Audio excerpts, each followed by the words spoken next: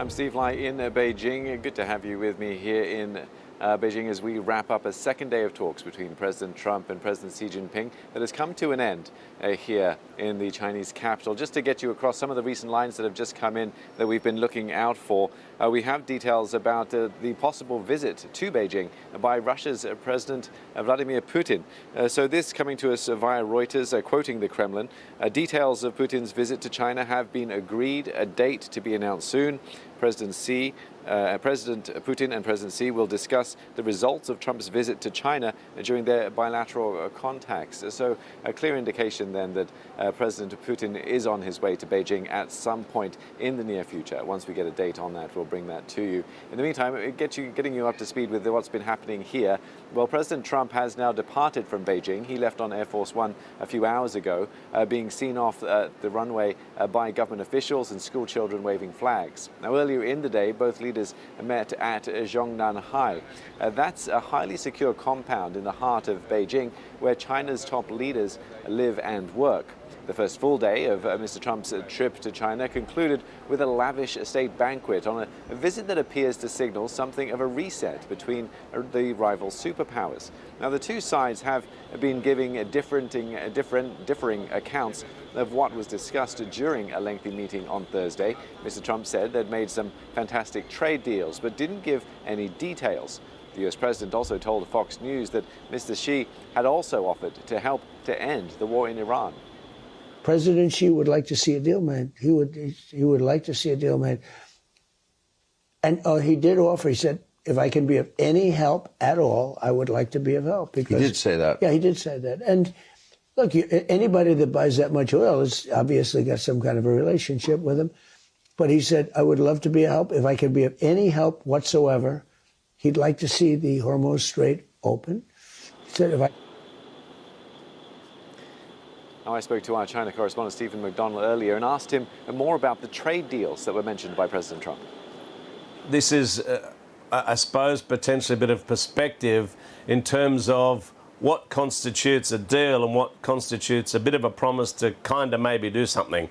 I mean, Donald Trump was earlier talking up more US oil sales to China. I think it seems at best that the promise really is for China to consider this. He says they need our oil because of the difficulty they're having getting their oil from Iran. Of course, that's because of the war that he started. So, the Chinese government might feel a bit miffed if they were forced to go to another source for that reason. When you look at, also the comment from Xi Jinping when he apparently said, any help I can give you to unblock the Strait of Hormuz, there I am, anything at all.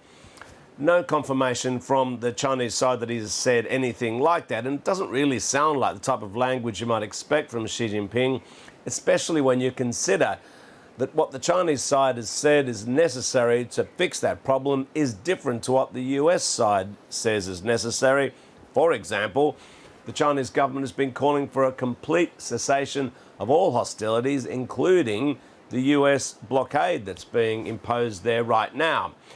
So, I mean, it could just be a question of perspective or one side or another drumming it up more than is worthy, potentially. But in the end, I think what people are going to remember from all this, it's more the ceremonial nature of it, the pomp, the pageantry and everything that goes with it, because that's what kind of signals that these two superpowers are going to try and get on with one another, at least at some level, even though they've got these massive differences. Yeah, and speaking about the two leaders in particular getting on together, I mean, President Trump, for his part, he built his brand pretty much on tough talk and being tough on China in particular, as he was sort of coming up in his first term and then, the start of his second term as well. But we've seen quite a different man here in Beijing, a very I don't want to say compliant, but he certainly was deferential towards President Xi Jinping and treated him with great respect.